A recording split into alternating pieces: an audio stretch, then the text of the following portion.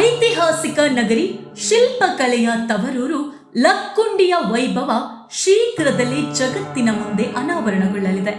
ಲಕ್ಕುಂಡಿಯಲ್ಲಿರುವ 101 ಬಾವಿ ಮತ್ತು 101 ದೇವಾಲಯಗಳ ರಹಸ್ಯವನ್ನ ಪತ್ತೆ ಹಚ್ಚಲು ಈಗ ಅತ್ಯಾಧುನಿಕ ಸ್ಯಾಟಲೈಟ್ ಇಮೇಜಿಂಗ್ ತಂತ್ರಜ್ಞಾನ ಬಳಕೆಯಾಗುತ್ತಿದೆ.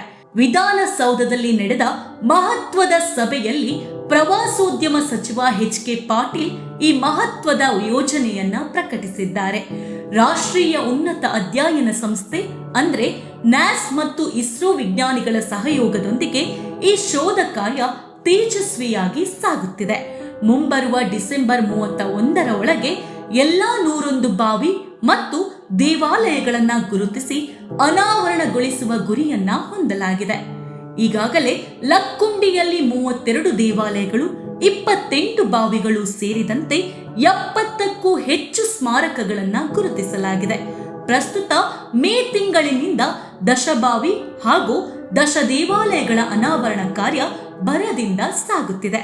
ಇದರೊಂದಿಗೆ 10 ಕೋಟಿ ರೂಪಾಯಿ ವೆಚ್ಚದಲ್ಲಿ ಪ್ರಮುಖ 6 ಸ್ಮಾರಕಗಳನ್ನ ಪ್ರಥಮ ಹಂತದಲ್ಲಿ ಸಂರಕ್ಷಿಸಿ ಅಭಿವೃದ್ಧಿಗೊಳಿಸಲಾಗುತ್ತಿದೆ. ಮುಂದಿನ ಆರ್ಥಿಕ ವರ್ಷದಲ್ಲಿ ಮತ್ತು 10 ಸ್ಮಾರಕಗಳನ್ನ ನವೀಕರಿಸುವ ಯೋಜನೆಯೂ ಸಿದ್ಧವಾಗಿದೆ. ಲಕ್ಕುಂಡಿಗೆ ಜಾಗತಿಕ ಮನ್ನಣೆ ನೀಡಲು ಇದನ್ನ ಯುನೆಸ್ಕೋ ವಿಶ್ವ ಪಾರಂಪರಿಕ ತಾಣಗಳ ಪಟ್ಟಿಗೆ ಸೇರಿಸುವ ಪ್ರಸ್ತಾವನೆ ಅಂತಿಮ ಹಂತದಲ್ಲಿದೆ. ಕಳೆದ 2 ಹಂತಗಳ ಪ್ರಾಚ್ಯಾವಶೇಷಗಳ ಅನ್ವೇಷಣೆಯಲ್ಲಿ ಬರೋಬ್ಬರಿ 3300ಕ್ಕೂ ಹೆಚ್ಚು ಐತಿಹಾಸಿಕ ಅವಶೇಷಗಳು ಪತ್ತೆಯಾಗಿವೆ. ಜೂನ್ 30ರ ಒಳಗಾಗಿ ದಾಖಲೆಯ 5000ಕ್ಕೂ ಹೆಚ್ಚು ಪ್ರಾಚ್ಯಾವಶೇಷಗಳನ್ನ ಸಂಗ್ರಹಿಸಿ ಅಲ್ಲಿಯೇ ಒಂದು ಭವ್ಯ ಬಯಲು ವಸ್ತು ಸಂಗ್ರಹಾಲಯವನ್ನ ನಿರ್ಮಿಸಿ ಸಾರ್ವಜನಿಕರ ಪ್ರದರ್ಶನಕ್ಕೆ ಇಡಲಾಗುವುದು.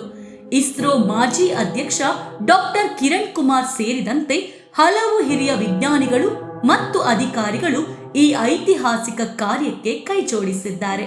ಶೀಘ್ರದಲ್ಲೇ ಲಕ್ಕುಂಡಿ ವಿಶ್ವ ಭೂಪಟದಲ್ಲಿ ಹೊಸ ಇತಿಹಾಸವನ್ನ ಸೃಷ್ಟಿಸಲಿದೆ.